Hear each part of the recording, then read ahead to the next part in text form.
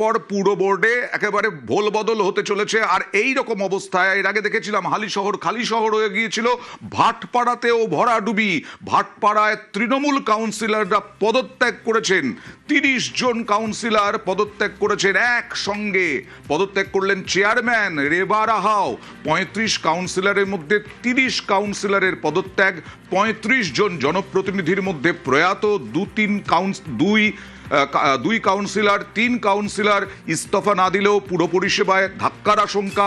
পুর পরিষেবা স্বাভাবিক রাখতে তৎপরতা। সত্যি তো প্রশ্ন উঠতে পারে যে এইভাবে 30 জন কাউন্সিলর যদি পদত্যাগ করেন তাহলে মানুষ পরিষেবা পাবেন কি করে?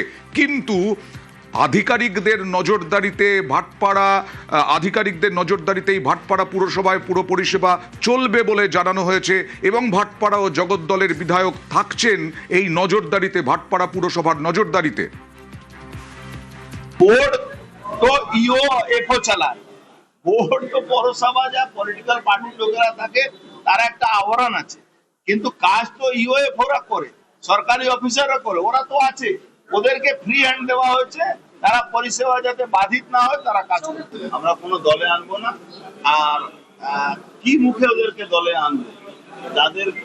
যারা নিজে মানুষের মানে ভোটে না জিতে জোর করে জিতেছে, তাদেরকে আবার আমরা নিয়ে আমাদের এটা নষ্ট করবো।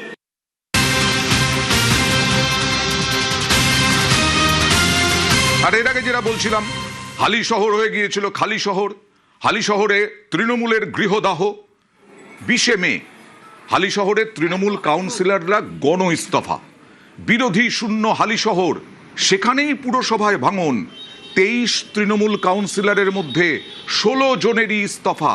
পালা বদলের পর 16 তৃণমূল কাউন্সিলরের ইস্তফা। দলের সাংসদ বিধায়কদের বিরুদ্ধে ক্ষোভ কাউন্সিলরদের। এই পালা বদলের পরে তাদের কাছে পাননি কাউকে, এই রকমই ক্ষোভ। আর এই রকম ক্ষোভ নিয়েই তারা ইস্তফা দেন। এই সরকারের বিরুদ্ধে যে মানুষ রায় দিয়েছে, সেই রায়টা মাথা পেতে নিয়ে আমাদের পদত্যাগ করা উচিত। 16 জন করেছি আর কি, এবং নেতৃত্বর কোনো ভূমিকা নেই। নেতৃত্ব যোগাযোগ পর্যন্ত অনেক কাউন্সিলর কিভাবে আছে, কি অবস্থায় আছে,